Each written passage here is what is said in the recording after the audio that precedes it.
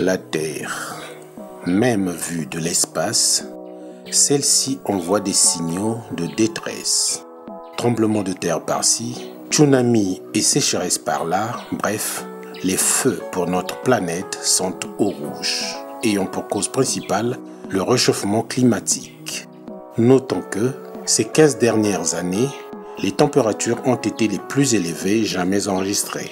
Et si l'on y prend garde, le pire est à craindre. La République du Congo a signé plusieurs conventions allant dans le sens de la protection de la planète.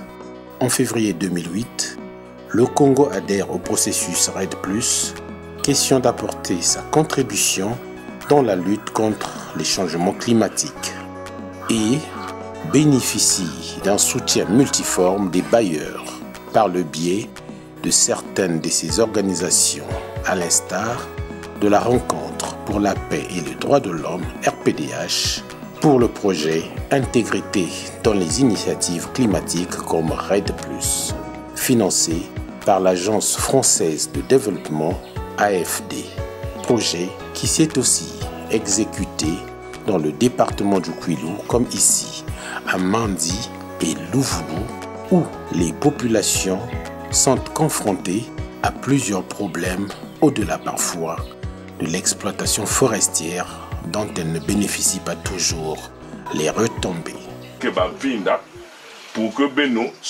En ce qui est des forêts, il faut continuer avec la sensibilisation, question d'informer la population sur la façon de préserver la forêt.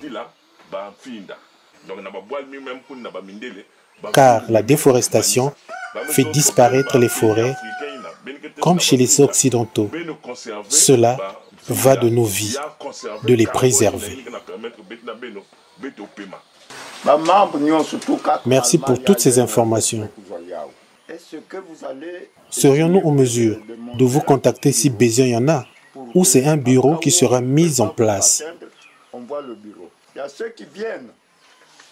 Car certaines viennent anarchiquement prendre tout ce qu'ils veulent.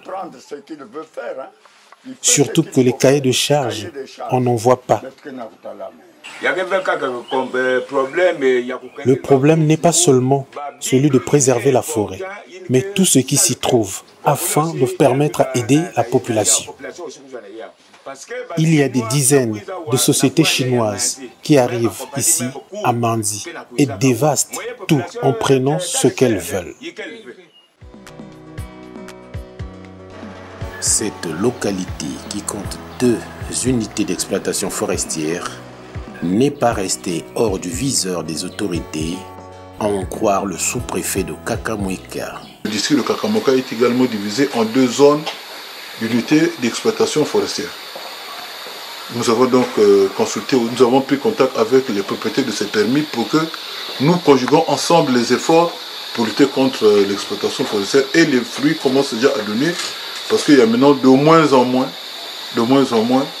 de coupe artisanale et illégale d'essence forestière. La coupe artisanale, qui est aussi répandue dans la zone, se doit d'être réglementée, comme indiqué dans le nouveau code forestier. Le sciage artisanal qui se faisait de manière anarchique et abusive, nous avions rappelé au chef de village certaines dispositions de la loi. Ces dispositions sont claires et nettes. Le sciage artisanal doit être assujetti d'abord par l'obtention d'une autorisation délivrée par la direction départementale de l'économie forestière. Ce que nous appelons un permis spécial. C'est ce que j'ai rappelé à tous les chefs de village. Parce que nous avions constaté que jusqu'à une époque donnée, les gens venaient ici obtenir l'autorisation des chefs de village qui ne sont pas compétents pour le faire, et des terriens. Les chefs de village ont lui donné 100 000 francs avec une damigeon de vin rouge. Les terriens également 100 000 francs avec une damigeon de vin rouge. Et ils autorisaient aux artisanaux de venir couper le bois de manière incontrôlée, une quantité non déterminée, avec des grandes cargaisons de véhicules, toute espèce de bois, d'essence forestière, alors qu'il y a des essences qui ne sont jamais protégées. Et il les transportait pour être vendus à Pointe-Noire. Vaincre réellement ces pratiques est synonyme d'y mettre des solutions alternatives. La société, d'abord, la primauté, c'est d'avoir une base vie. Et même d'abord, les travailleurs pour les payer, il faut attendre. On leur impose même les chargements. Il faut 5 chargements, il faut 10 chargements, après, il y a un salaire. Le matériel là-bas, il y a des fois 1 mois, 2 mois, tracteur qui part. Tout ce que nous demandons obtenir de ces sociétés reste lettre morte.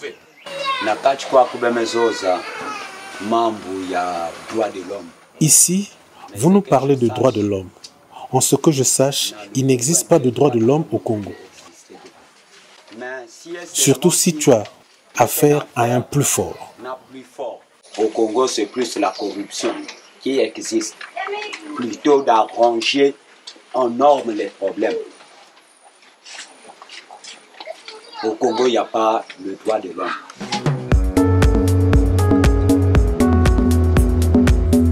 Dans la sous-préfecture de Mvouti, la corruption et le trafic d'influence sont les maîtres mots, mettant ainsi à mal la préservation des climats.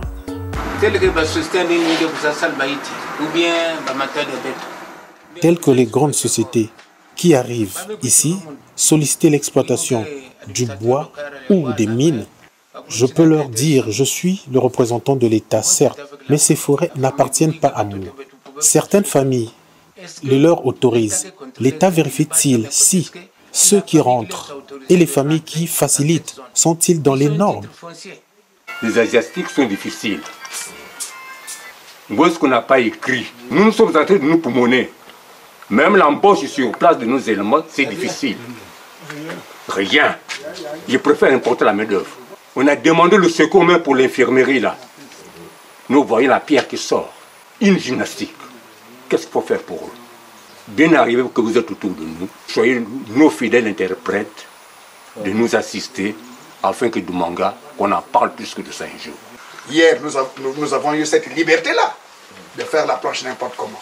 Et maintenant, aujourd'hui, parce que comme nous avons des textes, nous voulons maintenant demander. Mais hier, on était où? Parce que si nous continuons à dire que oui, c'est autorisé. Donc, au lieu que ce soit une planche à construire, ça sera maintenant une planche de commercialisation.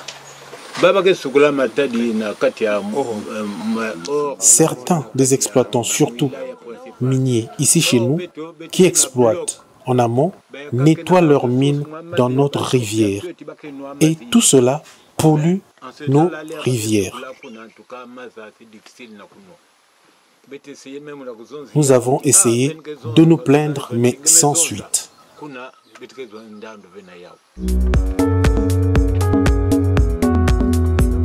Les villages Yanika et Longbandi, dans la sous-préfecture de Madingukai, bien que situés dans la réserve du parc national de Konkwati-Douli, n'empêche que la coupe illégale du bois pour en faire du charbon et de la planche se fait avec le concours de certains responsables, à en croire certains témoignages. Ici, on n'a pas facilement le riz, le poisson ou autre. La forêt est comme un garde à manger pour nous. Puisqu'il ne faut plus y toucher, que nous proposez-vous à la place? Nous ne pouvons bien manger parce que nos forêts sont dévastées par les animaux protégés. Le charbon de bois que nous faisons provient certes des bois que nous coupons pour faire les plantations. Et comme l'État veut que nous arrêtons avec ces pratiques, alors ça ne nous arrange pas. Pour ce projet qui arrive à son terme, par lequel les populations ont été aussi édifiées sur les risques de corruption que peuvent engendrer les fonds mis à disposition de la RAID+, un fléau qui gangrène tous les secteurs de la vie nationale, les équipes de la RPDH par son outil CAJAC, Centre d'assistance juridique et d'action citoyenne, entendent la promouvoir la transparence, la reddition des comptes, l'intégrité et l'équité dans le processus RAID+, en République du Congo.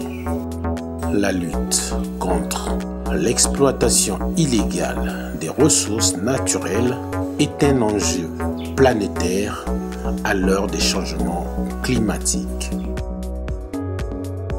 Pérenniser tout en améliorant les orientations au regard des réalités sur le terrain sera le gage de la réduction de la pauvreté et l'amélioration des conditions de vie des communautés locales et populations autochtones. Donc, la réduction du réchauffement climatique due à la libération des gaz à effet de serre.